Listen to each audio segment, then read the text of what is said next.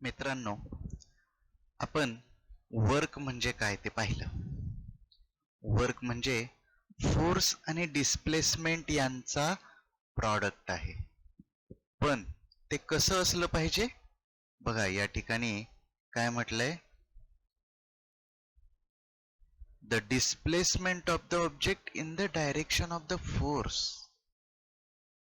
म्हणजे फोर्स आणि डिस्प्लेसमेंट ह्या दोघांचीही डायरेक्शन एकच असली पाहिजे. तरच आपण त्या दोघांचा गुणाकार करून वर्क कॅल्क्युलेट करू शकतो. पण असं प्रत्येक वेळेस होईलच का? ज्या दिशेनं आपण फोर्स लावू त्याच दिशेला डिस्प्लेसमेंट होईल असं प्रत्येक वेळी असेल का हो? आता या ठिकाणी 3 वेगवेगळे एक्झाम्पल्स आहेत. या पहिल्या एक्झाम्पल मध्ये ही मुलगी या टेबल वरती एक ठोकळा तिने घेतलेला आहे आणि तो ए या ठिकाणाहून बी या ठिकाणापर्यंत ती सरकवत आणणार आहे.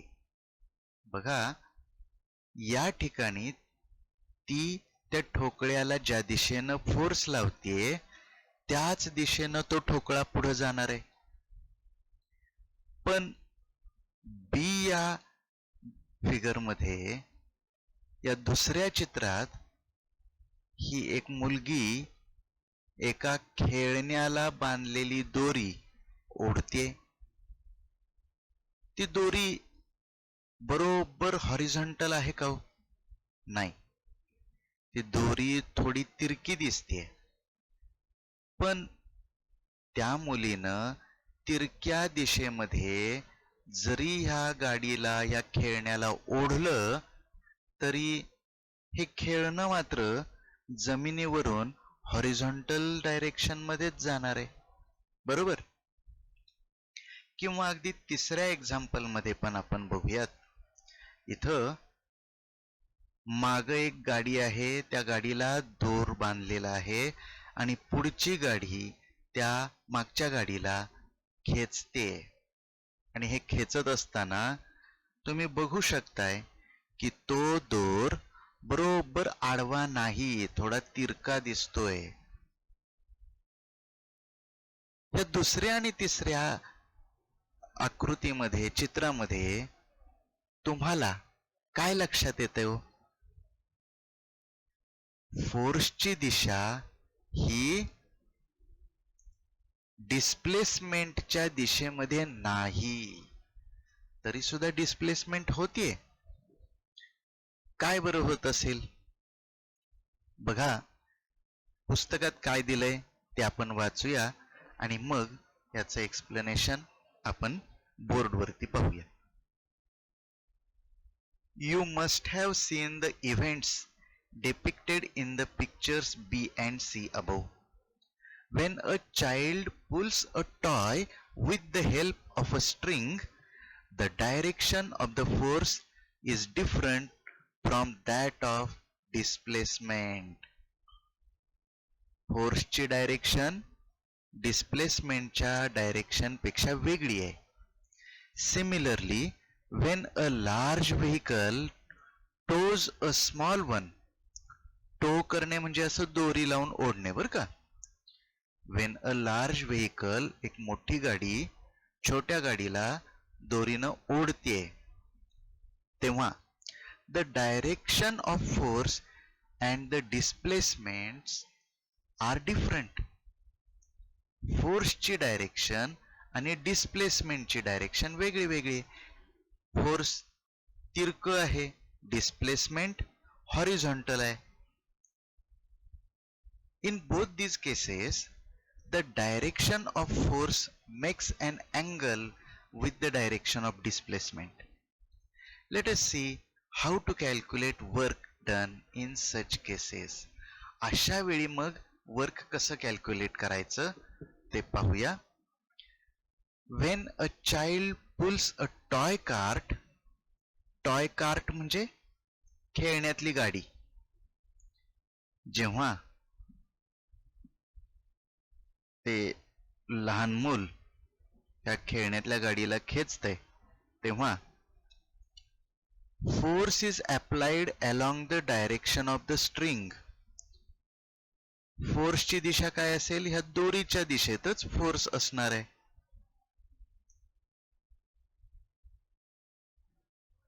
while the cart is pulled along the horizontal surface.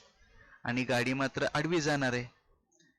In this case, in order to calculate the amount of work done, we have to convert the applied force into the force acting along the direction of displacement. आपल्याला काय करावं लागेल? या दोरीच्या दिशेत जे force आहे त्या फोर्सला आडव्या दिशेतल्या फोर्समध्ये रूपांतरित करावं लागेल. याला म्हणतात फोर्सचा कंपोनंट काढणं, हॉरिझॉन्टल कंपोनंट काढणं. Let F be the applied force and F1 be its component in the direction of displacement. आता आपण खालच्या या डायग्राम कडे पाहूया. हे ते खेळणं आहे, हा ठोकळा आहे आणि या F या दिशेनं दोरी लावून हा ठोकळा ओढला जातोय. जरी फोर्स या F च्या दिशेनं असलं तरी ठोकळा जातोय आडवा. आडवा जातोय याचा अर्थ या तिरक्या जाणाऱ्या फोर्सचं एक हॉरिझॉन्टल डायरेक्शन मध्ये, आडव्या दिशेमध्ये सुद्धा त्याचं थोडं अस्तित्व आहे. त्याला म्हणतात कंपोनंट. मग आपल्याला हा हॉरिझॉन्टल कंपोनंट काढायचा आहे. या F या फोर्सचा हॉरिझॉन्टल डायरेक्शन मध्ये असणारा कंपोनंट तो ह्या ठोकळ्याला पुढे जाण्यासाठी, डिस्प्लेस होण्यासाठी कारणीभूत असतो. त्यामुळं जरी F हे खरं फोर्स असलं तरी त्याचं परिणामी बल, आडव्या दिशेमधलं परिणामी बल ते F1 आहे असं आपण मानूया. आणि जर हे F1 फोर्स या ठोकळ्याला डिस्प्लेस करत असेल, समजा S ही त्याची डिस्प्लेसमेंट असेल, तर या ठोकळ्यावर घडून आलेलं जे वर्क आहे ते असेल, हे पहा या ठिकाणी वरती दिलंय, W is equal to F1 into S. बघा फोर्स कुठलं लावलंय? F, परंतु डिस्प्लेसमेंट होती हॉरिझॉन्टल डायरेक्शन मध्ये. म्हणून आपण या फोर्सचा आडव्या दिशेत असणारा कंपोनंट F1 विचारात घेतलेला आहे. म्हणून वर्क काय होईल? F1 गुणिले S. S म्हणजे डिस्प्लेसमेंट. आता इथं S हे अक्षर दाखवलेलं नाही, परंतु आपण S म्हणजे डिस्प्लेसमेंट घेऊया. The force F is applied in the direction of the string that is at an angle of the horizontal. Let theta be the angle that the string makes with the horizontal. या आडव्या दिशेशी theta एवढा angle ह्या आपण प्रत्यक्ष लावलेल्या फोर्सनं केलेला आहे. ही जी दोरी आपण लावून ओढतोय त्या दोरीची दिशा जमिनीशी थिटा एवढा कोन करणारी आहे. We can determine the component F1 of this force F which acts in the horizontal direction by means of trigonometry. आता तुम्हाला ट्रिग्नोमेट्रीची थोडी ओळख मी यापूर्वी करून दिलेली आहे. हा राईट अँगल्ड ट्रायंगल आहे. बघा आपण या ठिकाणी 90 डिग्री करूया. हा थिटा अँगल झाला. हे अंतर आपण S मानूया. हा थिटा अँगल आहे. हा काटकोन आहे म्हणजे हा झाला राईट अँगल्ड ट्रायंगल. या राईट अँगल्ड ट्रायंगल मध्ये आपण कॉस थिटा विचारात घेणार आहोत. Cos theta. कॉस थिटा म्हणजे काय? कॉस थिटा म्हणजे लगतची बाजू भागिले कर्ण. ऍडजेसंट साइड, थिटाची लगतची बाजू ही झाली थिटाची लगतची बाजू. Adjacent side upon hypotenuse. आता हा हायपोटेनियस म्हणजे कोण आहे? तर आपलं ऍक्च्युअल फोर्स एफ. आणि हा जो बेस आहे, बेस म्हणजेच ऍडजेसंट साइड, या थिटाची लगतची बाजू ती आहे F1. बरोबर का? बघा आपण sine theta, cos theta, tan theta शिकलो होतो. साइन थिटा म्हणजे समोरची बाजू छेद कर्ण, अपोजिट साइड अपॉन हायपोटेनियस म्हणजे साइन थिटा असतं. आणि ऍडजेसंट साइड अपॉन हायपोटेनियस म्हणजे कॉस थिटा असतं. तर या थिटाची ऍडजेसंट साइड ती F1 ना आपण रिप्रेझेंट करतोय आणि हायपोटेनियस हा आहे F. त्यामुळे कॉस थिटाची व्हॅल्यू काय झाली? F1 upon F. आता हे F जे आहे ते इथं डिनॉमिनेटर मध्ये आहे. डिनॉमिनेटर मधलं हे F कॉस थिटाला इकडं मल्टिप्लाय करायला गेलं तर काय होईल?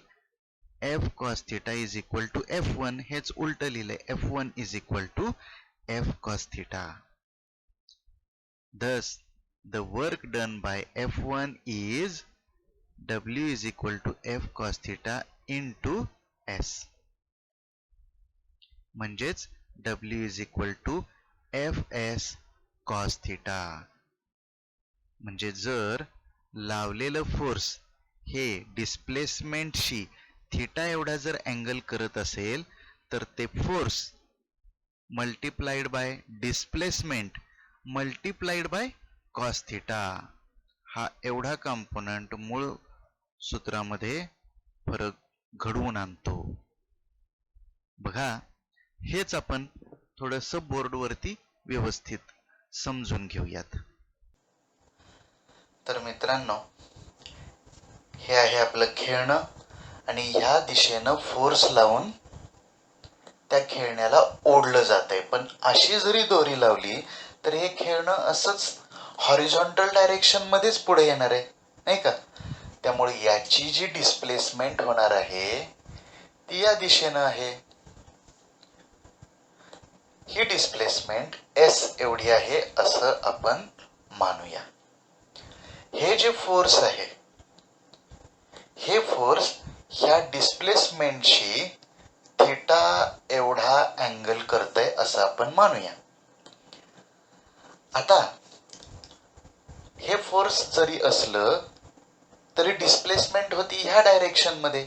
त्यामुळं आपल्याला वर्क कॅल्क्युलेट करण्यासाठी या डायरेक्शन मध्ये कोणतं फोर्स काम करते हे बघितलं पाहिजे. इथं तर हेच फोर्स काम करते, पण डिस्प्लेसमेंट ज्या अर्थी ह्या डायरेक्शन मध्ये होते त्याचा अर्थ या फोर्सचं एक हॉरिझॉन्टल डायरेक्शन मधलं रूप आहे, एक कंपोनंट आहे की जो या ठोकळ्याला हॉरिझॉन्टल डायरेक्शन मध्ये डिस्प्लेस होण्यासाठी कारणीभूत ठरतोय. आपण त्या हॉरिझॉन्टल कंपोनंटला F1 असं म्हणूया. हा कंपोनंट आहे F1. आता हा F1 किती प्रमाणात असतो तर या इथून आपण परपेंडिक्युलर काढूया.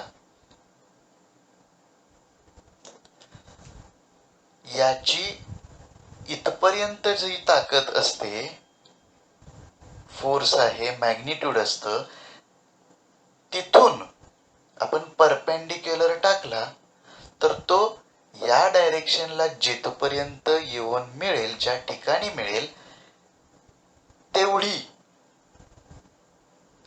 तेवढी मॅग्निट्यूड या हॉरिझॉन्टल डायरेक्शन मध्ये असते. म्हणजे आपण Fचा हॉरिझॉन्टल कंपोनंट काढण्यासाठी त्याची मॅग्निट्यूड किती घेणार आहोत? बरोबर याच्यावरून खाली लंब टाकून. हे लक्षात घ्या. आता हे कंपोनंट काढणं वगैरे ह्या गोष्टी थोड्या आणखीन पुढं तुम्हाला शिकायला मिळतील. आता हा मुद्दा ट्रिग्नोमेट्रीच्या आधारे फक्त समजून घ्या. या फोर्सचा F1 हा कंपोनंट हॉरिझॉन्टल दिशेमध्ये आहे. हा राईट अँगल ट्रायंगल आहे. आपल्याला काय कॅल्क्युलेट करायचंय की या हॉरिझॉन्टल डायरेक्शन मध्ये असणारं फोर्स किती ताकदीचं आहे, किती मॅग्निट्यूडचं आहे. हा राईट अँगल ट्रायंगल जो आहे त्यामधल्या कोणत्या कोणत्या व्हॅल्यू आम्हाला माहिती येतो. आम्हाला हे F फक्त माहिती आहे आणि आम्हाला हा अँगल माहिती आहे आणि काय कॅल्क्युलेट करायचंय F1. बघा आता राईट अँगल ट्रायंगल मध्ये जर एखादा अँगल तुम्हाला माहित असेल तर त्याच्यामध्ये त्या अँगलचा जर कॉस थिटा आपण विचारात घेतला, कॉस थिटाचा फॉर्म्युला आहे ऍडजसंट साइड अपॉन हायपोटेन्यूस. कोणाची ऍडजसंट साइड घ्यायची? या थिटाची. थिटाची ऍडजसंट साइड, ऍडजसंट म्हणजे शेजारची बाजू. आता थिटाला ही एक शेजारची बाजू आहे आणि ही एक बाजू आहे, पण ही जरा स्पेशल आहे. हा आहे हायपोटेन्यूस, त्यामुळं ऍडजसंट साइड म्हणून आपल्याला हीच बाजू घ्यावी लागेल आणि हिचं माप किती आहे F1 अपॉन F. हे झालं कॉस थिटाचं माप. लक्षात येत आहे. आता ह्या F ला आपण इकडं मल्टिप्लाय करायला पाठवून देऊ. F cos theta is equal to F1. Therefore, F1 is equal to F cos theta. हे समजलं का बघा. आता आपण इथं घडून आलेलं वर्क विचारात घेऊयात. Work is equal to force into displacement Fs. मी हे F कॅपिटल काढतो. परंतु या ठिकाणी डिस्प्लेसमेंट होण्यासाठी कोणतं फोर्स कारणीभूत आहे हे, म्हणून आपण इथं F1 लिहूया. बरोबर. आणि आता या F1 ची इथं काढलेली व्हॅल्यू इथं पुट करूया. ही आहे F cos theta into S. या cos थिटाला आपण शेवटी लिहूया, म्हणून work is equal to Fs cos theta असा फॉर्म्युला बनतो. हे कसं आलं लक्षात येत आहे? ओके, आपण आता पुन्हा पुस्तकातला मजकूर बघूयात. मित्रांनो, आता तुमच्या लक्षात आलंच असेल की W is equal to Fs cos theta हा फॉर्म्युला कसा तयार होतो. आता आपण या थिटाच्या वेगवेगळ्या व्हॅल्यूसाठी वर्कची व्हॅल्यू काय येते हे आपण बघूयात. थिटाच्या आपण स्पेसिफिक व्हॅल्यू विचारात घेऊयात. थिटा हा अँगल 0 डिग्री असताना, थिटाची व्हॅल्यू 90 डिग्री असताना आणि थिटाची व्हॅल्यू 180 डिग्री असताना वर्कची व्हॅल्यू काय येते ते बघूयात. आता अँगल बदलल्यानंतर कोणती व्हॅल्यू बदलेलो? F बदलणार नाही किंवा S पण बदलणार नाही, परंतु कॉस थिटा मात्र बदलेल. बरोबर आहे का? आता कॉस थिटाची व्हॅल्यू जी बदलणार आहे ती कशी बदलेल? आता या व्हॅल्यूज तुम्ही जॉमेट्रीमध्ये शिकणार आहात, त्या कशा येतात हा जॉमेट्रीतला भाग आहे. इथं जेव्हा थिटा 0 डिग्री असतो तेव्हा त्याच्या कॉसची व्हॅल्यू कॉस थिटा 1 असतो. जेव्हा थिटाची किंमत 90 डिग्री असते तेव्हा कॉस थिटाची व्हॅल्यू 0 येत असते आणि थिटा जेव्हा 180 अंश असतो तेव्हा कॉस थिटाची किंमत -1 असते. आता ह्या किमती जर आपण W is equal to FS cos theta या फॉर्म्युल्यामध्ये ठेवल्या तर पहिल्या केसमध्ये कॉस थिटाची व्हॅल्यू आहे 1. इथं जर आपण 1 ठेवलं या ठिकाणी तर हे काय होईल, W is equal to FS फक्त राहील. दुसऱ्या केसमध्ये थिटाची व्हॅल्यू 90 डिग्री जर असेल तर कॉस थिटाची व्हॅल्यू येते 0 आणि FS गुणिले 0, इथं प्रॉडक्ट काय येईल, सगळा 0. त्यामुळं वर्कची व्हॅल्यू 0 येईल. आणि जेव्हा थिटाची व्हॅल्यू 180 डिग्री असते त्यावेळी कॉस थिटाची व्हॅल्यू -1 असते आणि ही -1 व्हॅल्यू जर आपण या फॉर्म्युल्यामध्ये ठेवली FS इंटू -1 तर त्याचं आन्सर येईल -FS.